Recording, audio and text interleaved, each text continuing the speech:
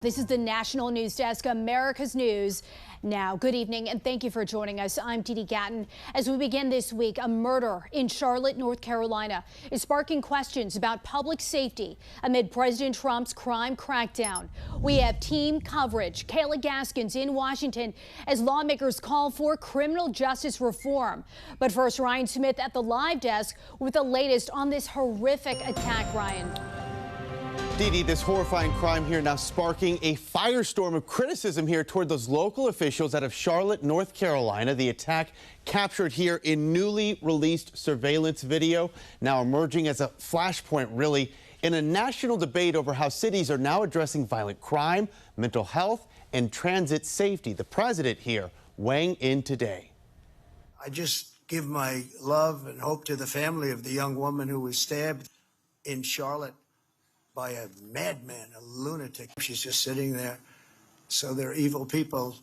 We have to be able to handle that. If we don't handle that, we don't have a country. The victim of this horrific crime, 23-year-old Irina Zarutska, fled the war in Ukraine, her family says, only to be killed in that unprovoked attack back on August 22nd. The suspect in this case, DeCarlos Brown, you see him here, now charged with first-degree murder. He has a long rap sheet. He's been arrested actually at least 14 times. He even served 5 years for robbery with a deadly weapon. Charlotte's mayor tonight acknowledged the systemic failures and announced new safety measures for transit riders. She then said this attack was a, quote, tragic failure by the courts and magistrates. She went on to say our police officers arrest people only to have them quickly released, which undermines our ability to protect our community and ensure safety. You know, this video, as we've discussed before, beyond terrifying. This Ukrainian refugee just riding on the train when the suspect gets up with a knife and just unleashes and repeatedly stabs her. And the big question a lot of folks are saying is, why wasn't he locked up? And I know you hate the term career criminal, but as you heard me say just now, more than a dozen times we have all these mugshots showing how many times he's actually been arrested. Yeah, I do hate the term career criminal, Jan, because to me it shows the criminal justice system has failed. But you know, in my experience, I've come to realize that some individuals will never function in society. They just won't. So they either probably need to be in prison, or if it's not that, maybe a mental institution. But you look at Brown, he had 14 arrests, and he was under orders at the time of this murder for a psych evaluation. So this murder never should have happened. He should not have been on the street. And now there's calls to withhold federal funding for cities that do not have security on these public transit systems. In general, how can we also make sure there is protection against mentally deranged monsters like this who can just come unhinged at any time? Yeah, there's no absolute protection from this, Jan. I always tell people, be aware. All too often you travel on the L or something like that in Chicago and you see people asleep. They're totally unaware of what's going on. If possible, carry some type of legal defense tool like pepper spray. And if all possible, travel in groups. But is there an absolute protection? Yeah. Sadly, there is not. And you know, in this case, the suspect used a knife. You don't ever hear knife violence, and yet when someone uses a gun, you hear the term gun violence. We know it's the person, not the gun, committing the crime, and it's the person who's going to face consequences. But often after a tragedy, when a gun is involved, you hear this growing call, especially from the left, to ban, quote, assault rifles. Define an assault rifle, Jody, and what does data show us about how often those are used?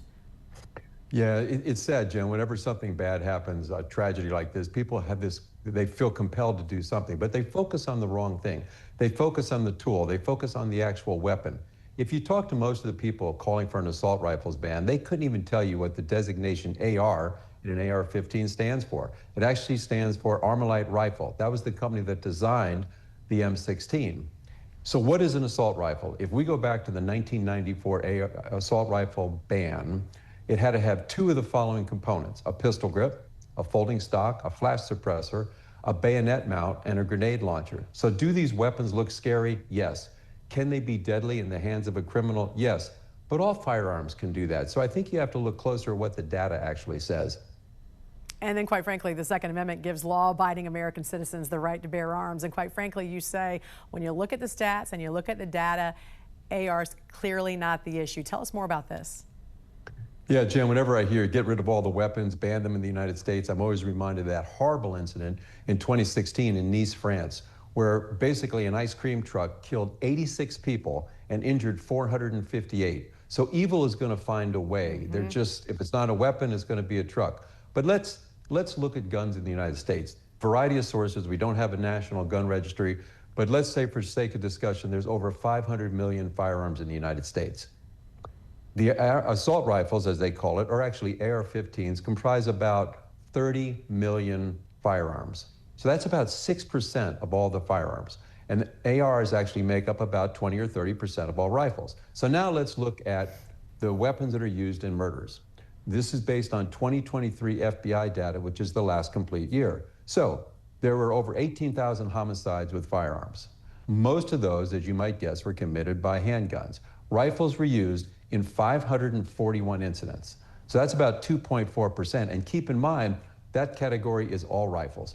And if we look back, you know, ARs make up about 20 to 30% of rifles. So that's 541 murders with a rifle.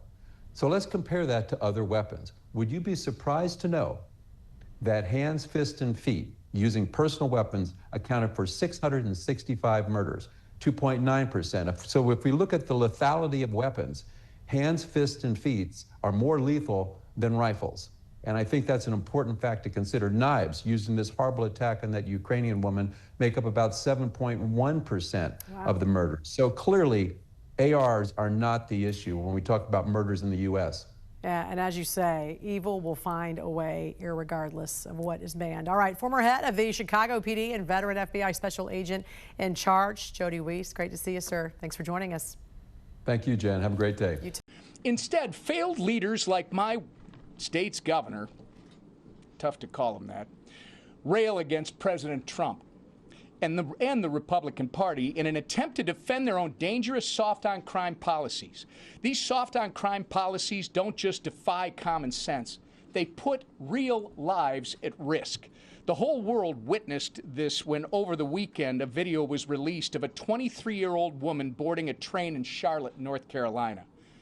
Moments later, she was dead, stabbed in the throat by a random man sitting behind her who had been arrested and released more than a dozen times prior. Woke judges, DAs, and politicians run and govern on a platform that protects criminals while leaving innocent civilians to bear the consequences. It doesn't have to be this way. President Trump has made it clear that law and order works. Now is the time for the shameless so-called leaders of blue cities and states to take a page out of President Trump's playbook. But our spirits are dampened a little bit this morning because of all the discussion about the crime, and it's not something that we can overlook. It's not something we should overlook. Whip Emmer specifically was talking about this just unspeakable tragedy. This 23-year-old Ukrainian refugee was brutally murdered in cold blood on a train in Charlotte, North Carolina. Her name is Irina Zarutska, and she was on the way home from her job at a pizzeria where she worked. She was stabbed repeatedly by a career criminal with a rap sheet a mile long. It's infuriating, it's heartbreaking, it gives you a feeling in the pit of your stomach. This young lady, Irina, survived Ukraine. She fled amid the deadliest land war in Europe since World War II. She fled to the safety, or so she thought, of the United States, just to have her life senselessly ended by someone who should have never been allowed to walk freely.